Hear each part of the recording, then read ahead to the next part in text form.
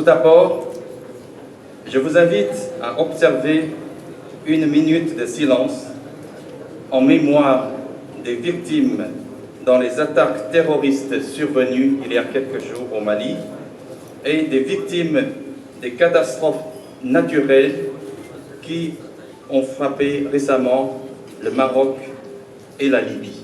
C'est un grand plaisir pour moi de vous accueillir ici au CICB pour fêter le 74e anniversaire de la fondation de la République populaire de Chine.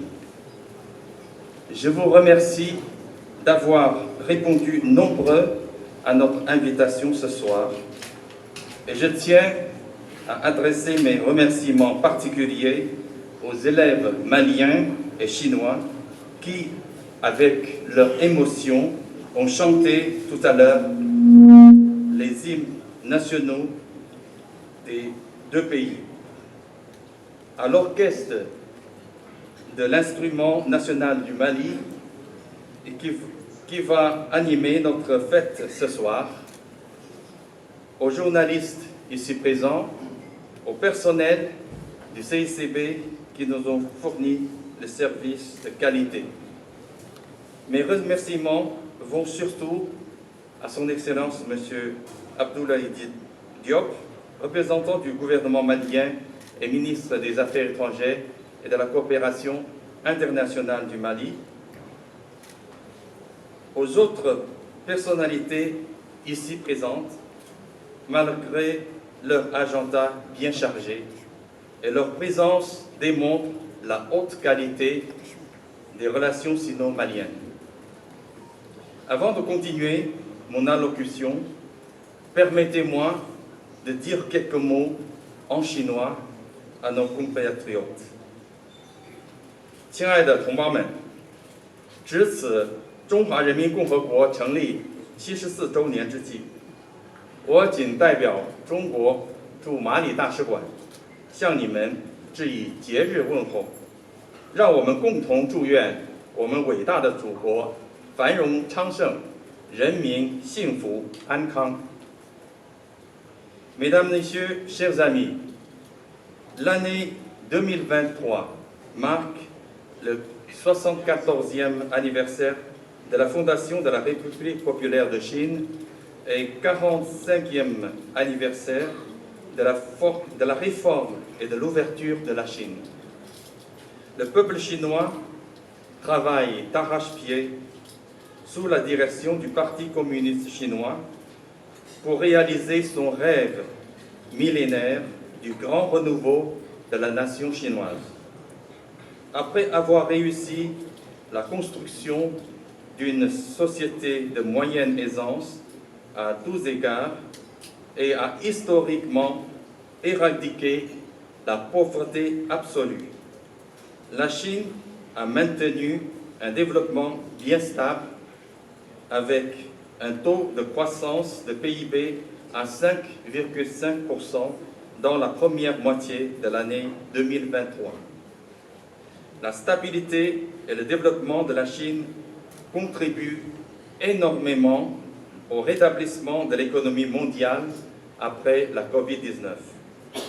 Dans le futur, la Chine insistera sur la promotion d'une ouverture de haut niveau au monde extérieur et de la modernisation chinoise sur tous les fronts avec un développement de haute qualité, ce qui apportera de nouvelles opportunités de développement aux autres pays du monde.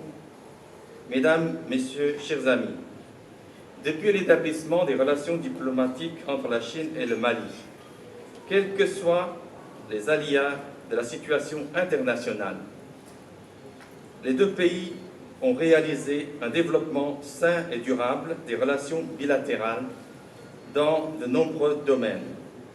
La confiance politique mutuelle n'a cessé d'approfondir. Les deux pays se soutiennent mutuellement sur des sujets des intérêts fondamentaux, surtout sur les questions concernant la souveraineté, l'intégrité territoriale, et la voie de développement indépendante. Les coopérations bilatérales ont porté d'abondants fruits tels que le troisième pont de Bamako, l'hôpital du Mali, la centrale hydroélectrique de Gouina, le projet de la cité universitaire de Kampala, le projet pilote de l'électrification des villages par l'énergie solaire et le CICP où nous sommes ce soir.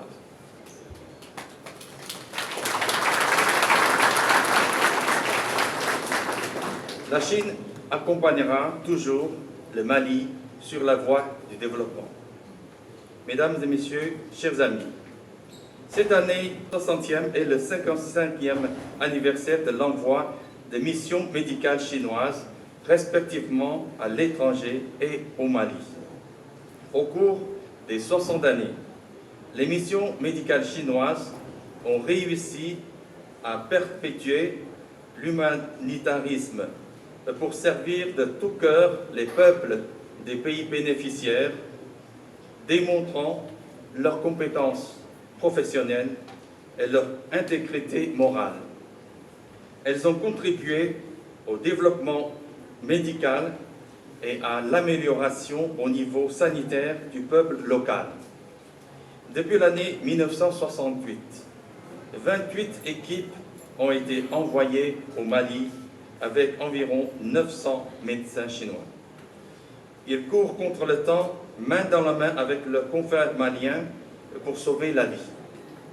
Pour soutenir la cause sanitaire malienne, le gouvernement chinois offre chaque année un lot de médicaments et de matériels médicaux dont la valeur cumulée s'élève à plus de 3 milliards de francs CFA à ce jour.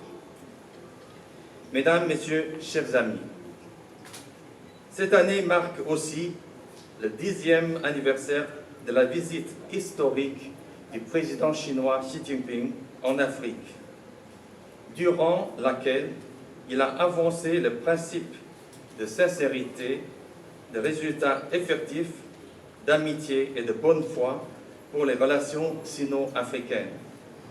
Durant le dernier sommet des BRICS, le président Xi Jinping et le président sud-africain Ramaphosa ont co-présidé le dialogue des dirigeants chinois et africains.